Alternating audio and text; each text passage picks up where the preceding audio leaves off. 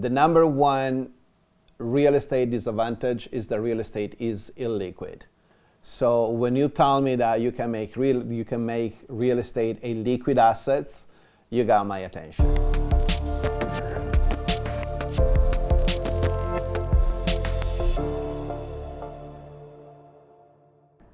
Hello, REFTECH fam. This is Jose Navarro, your founder and CEO. We're here today for our REFCast 2. Just a quick disclaimer. Remember that this is not financial advice. You should always seek financial advice from a professional. This is just in a matter of opinion. We're here to share information about our real estate finance technologies and then also our guests and what they can bring to the table. So today we're here with Alessandro. Alessandro is a longtime friend of mine, and he is also an instructor. He's an educator. He's been in real estate for quite some time, and he is also a mortgage broker. So with that said, Alessandro, go ahead and introduce yourself. Buongiorno, that's right, he's Italian. Wait, you know what? Before we get started, something very important. How do you say mozzarella in Italian? Mozzarella. Thank you. We have all these guys, friends from Brooklyn and everything, they're always like, mozzarella. And I'm like, what happened to the last part of that? But anyways. Yeah, let me fix two things. Mozzarella, pistachio, and gnocchi. There you go. go. No pistachio, no gnocchi. They don't exist in Italy. Beside that, good morning, everybody. No, I just want to make sure that I know the accent. Because I know I don't have any, but just in case somebody recognized it. Awesome. So Alessandro, why don't you go ahead and talk to us about your vast experience? Well, I did started back in 1997 in Italy. I was in a company that at the time, still pretty large, but at the time was the largest one there, was Tokenomics. And then I moved down to the United States in 99, got my license in New York in 2001, in Florida in 2003. I joined a company called the Wealth Intelligence Academy. And I got into real estate investment, specifically with tax lien, tax deed, and wholesale. And then nothing. That is what all my life has been about. Now I am a real estate instructor with probably the largest local school here in South Florida. Can I say the name? Let's leave the name out. Let's leave the name out. And I am a mortgage loan originator, so I kind of pass on the other side of the business. I figured that I had thousands of students. They always ask me for help. And I figured that the best way to help them out without me having to leave my business aside was to become a real estate mortgage loan originator. And that actually worked for everybody. I'm able to follow up my new agent that I always struggle to find help. And I'm able to help people in financing because it's hard for many people understanding what real estate financing is. Yeah. So very important whenever you're talking to your real estate agent. They may have a very high level understanding of mortgages, but you really want to talk to the person processing your mortgages. They're the ones that have all the information, most accurate. So with that said, why don't you go ahead and maybe talk us through what getting a mortgage is like? So you know my background, you know my pet peeve, you know what I am fanatic of. And I always believe this, if people understand whatever it is you're talking about, they are more likely to trust you because they finally got what everybody always talk in very technical terms. And so to me it's all about educating the real estate agent to do the transaction, just like educating a buyer on what is the process of financing. So if you allow me to for a second, I would just touch two of the most important points. First of all, whenever you apply for a loan, for a mortgage, understand that the application has to be complete. Because the loan officer tell you, well, you're pre-approved if everything you tell me is true, but what really is gonna make your application strong is not only everything you tell me is correct, I have all the documentation I need to present to an underwriter. Not only you are pre-approved from theoretical application, you're actually already pre-approved from the underwriter. that will make an application that can be closed, or a loan that can be closed even in 20 days sometimes. It's all about paperwork. The other point is interest. Everybody wants to know what the interest rate is. Number one question. And it's funny because that's the first thing you ask me now. What is the interest rate? Understand one thing: the interest rate is even more fluctuating than what stock market is or cryptocurrency is. Whenever you do an application, you get a pre-approval, you get what we call a floating rate. Why is that a floating rate? Because we are not ready to close. To lock the rate costs money, and you only lock the rate when you're about to close. Understand that anything can upset the market, anything can make a change. Very simply, I had somebody that wanted to lock a rate. At the application, at the moment of the application, the floating rate was 3.25, no points. 2 weeks later, when they are about 10 days from closing, it's a moment to close, plus something happened on the market. I call the customer, says, listen, the 3.25 at 0 point, it doesn't exist anymore. It costs $3,800. She goes, let me think about it. She thought about 3 hours. I called her back. Did you decide? She say, yeah, maybe. Okay, just let me just inform you that the 3.25 that was 3,800 3 hours ago, it's 4,900 now. And the 3.75 that was 1,900 is now 3,800. And that is nothing to do with the lender, that is the fluctuation of the market. If you as a real estate agent can explain this one to your customer, and if you're buying a home, you understand that the faster you can get all the paperwork in, the sooner you can lock your rate, the lower is your interest rate and the lower are your closing costs. And that is all it is about it. It sounds like that old expression, time is money. And in this situation here, I think a lot of people, because it's a humongous decision, because we're talking about hundreds of thousands of dollars, they're always so afraid to make that commitment. And, it's very important that once you have the information necessary, once you know exactly what you're doing, you commit, because that rate can change in a moment's notice. I mean, just like it could go down, it can go up. Most of the time it goes up, right? Would you say that? Well, again, anything can upset the market. Yeah. Now, sometimes we're expecting some decision that can favor the real estate market and the mortgage, and we saw this one in the last year. The biggest problem right now is the fact that the inflation is so high.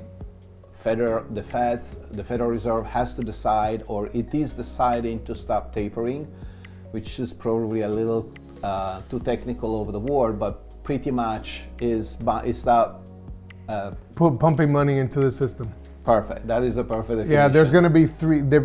Jerome Powell has already stated that next year there's going to be 3 increases. Generally, these are done at 0.25%. But I don't think people understand how significant that is. Just 0.25% is a pretty big deal.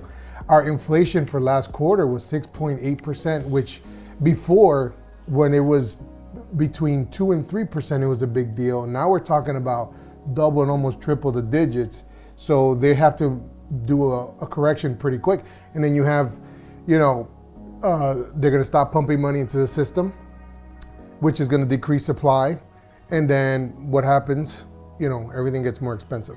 So you have less buying power, which is a big deal. That is really all it is, supply and demand. Yeah. If they stop oversupplying the market, the interest rate is going to increase. I'm not expecting nothing crazy, but yes, there are this movement, and even just the news that is going to happen can affect the interest rate.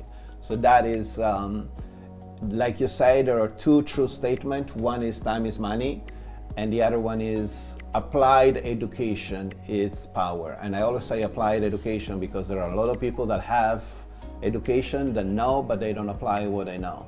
Yeah. And on the other side, I think that a consumer will make a better decision if they understand and they are educated on what the steps are, just not saying, well, just make an application, let's see what happens, yeah. Right? So that is what I think it is important. Definitely, not because I'm here, but having the right partners definitely help out. So I think that is really having somebody that and I don't say I'm necessarily the right person, but having somebody that you trust and help you out and explain you what the process is just going to make it easier to the real estate agent to have somebody to work with in partnership, and to actually the consumer. You want to have somebody that not only just tell you, oh no, don't worry, I got everything under control, and then later on you got surprises. Nobody likes surprises. No, nobody likes surprises. And you know, it's one of those things that, yes, so next year you're going to see 0.25%, but remember, this is what the banks borrow at. So then the banks obviously have something that they attach on top of that, because then that's how they make their money, through interest rates, and that's how, you know, pretty much that fluctuates. So with all that said, and I know you're trying to be, you're trying to hold back a little bit, but I definitely want you to plug yourself. I want you to talk to these people, what you can offer them. Tell them about, you know, what differentiates you from other people who are, you know, doing mortgage originations. Just go into that a little bit, and then if you want to share your information with everybody, then please do. Absolutely. So, what makes me different is that I work for a bank where we provide services in 47 different states. Okay. So by providing services in 47 different states, one thing I experienced in the past more than once, a lot of company has an office in many other states. But if you work good with one loan originator, and that loan originator is licensed here, that is the only place where they can work.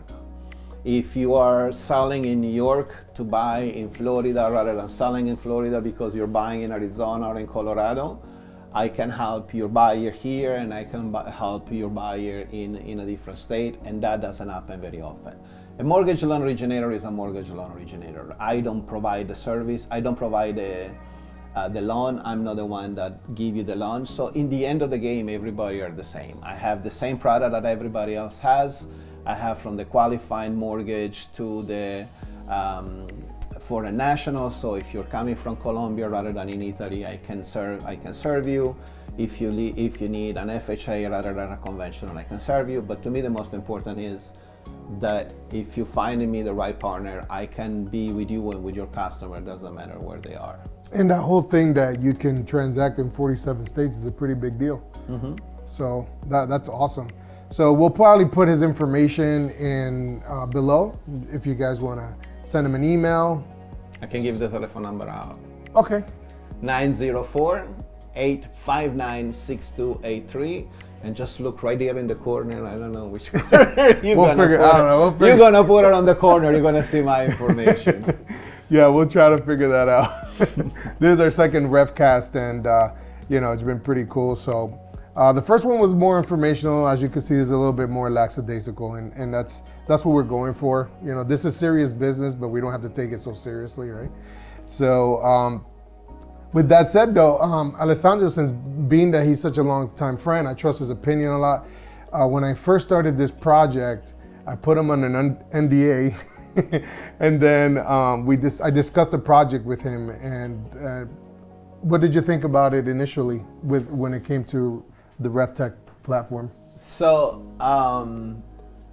and you know that with me, you cannot expect exactly what I'm thinking about, right? I just nothing. So this is what happened. He sent me a text message. Yes, it made me sign an NDA, and obviously I'm curious. We know each other for a long time. At first, it took me a while to understand it, and I think that's where we go down to the point that if we understand, then we understand how big it is. It took me a little bit. And then, yes, I guess this is a time of technology where everybody this cryptocurrency and everything, but it's so hard because there are millions of them. And it goes, and it goes, what is this? And you know, like money is money. And I know how long did it take me to get into any kind of crypto.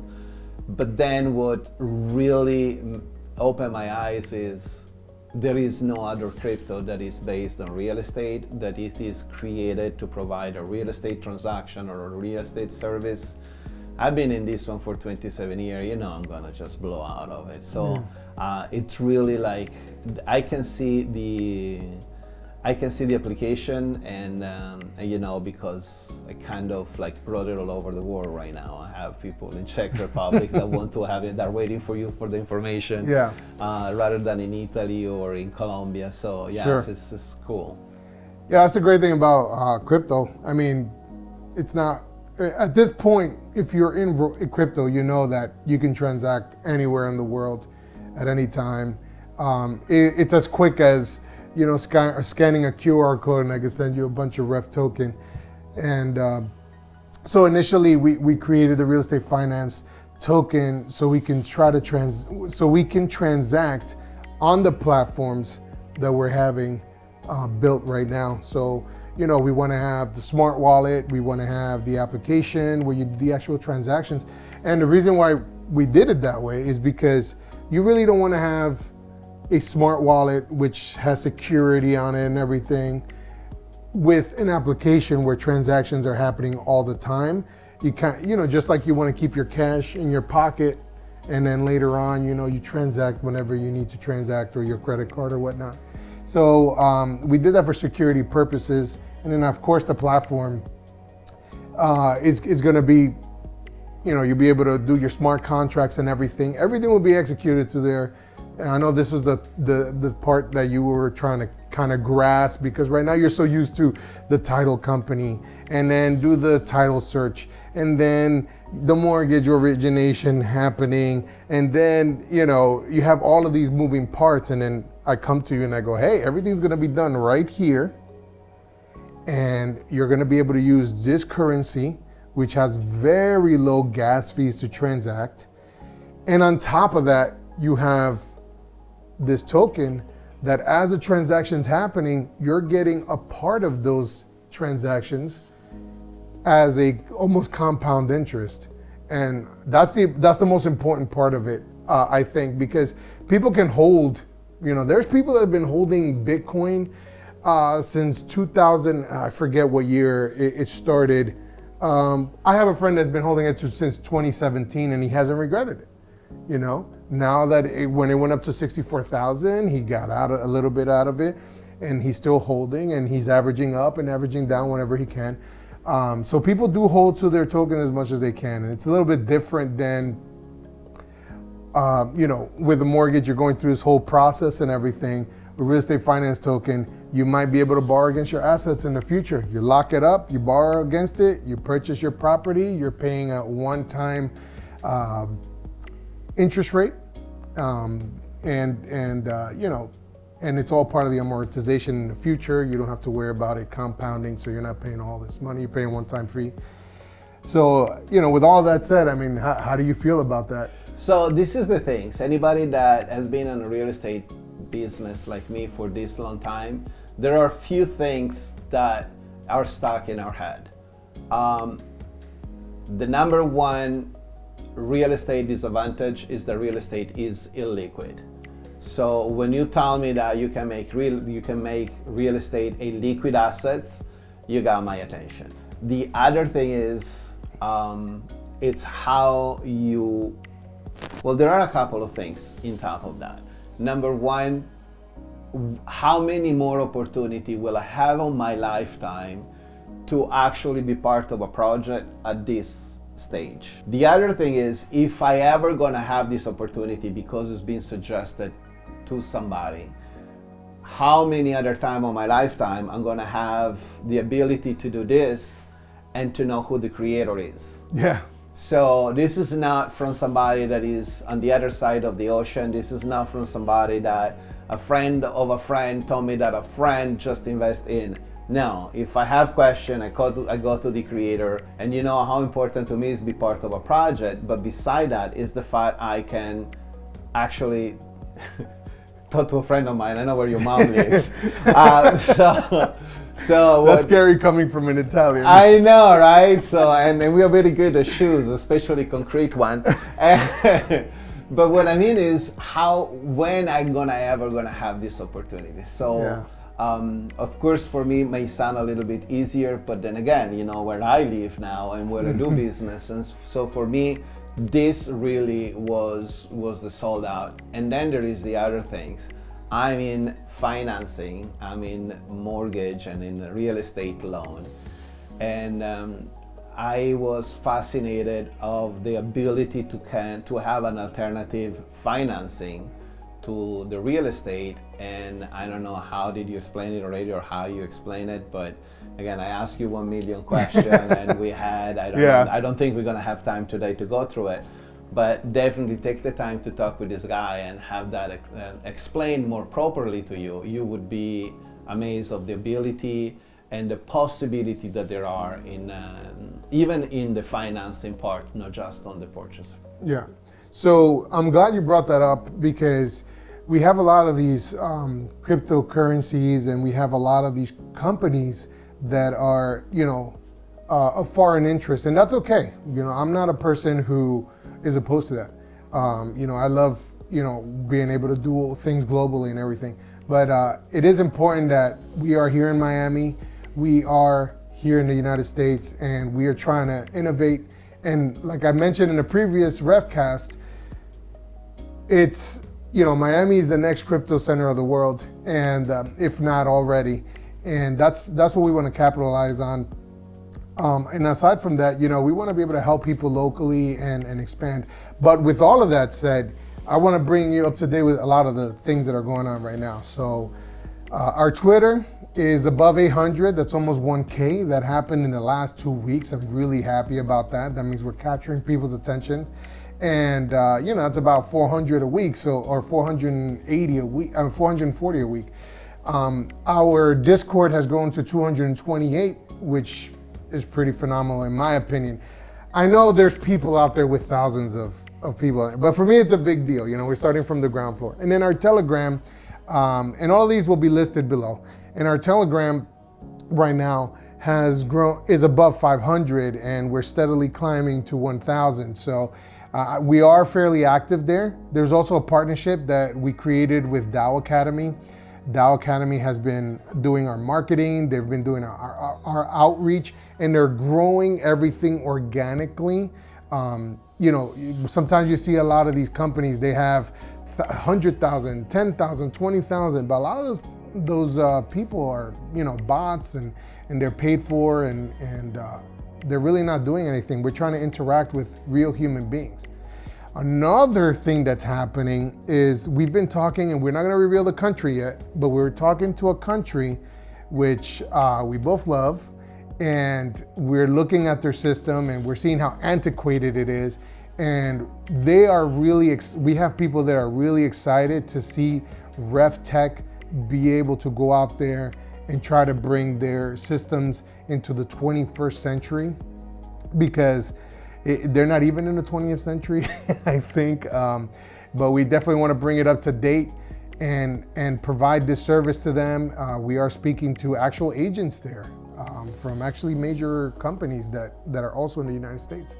And luckily we have Alessandro, who's able to communicate more efficiently with the contact that we have there. But they're extremely excited, guys, and that's going to be our use case. That might be our use case. I can't guarantee it. Obviously there's still politics and bureaucracies that we have to go through, but it's pretty exciting that an entire country that is across the sea saw this project, bought into it immediately.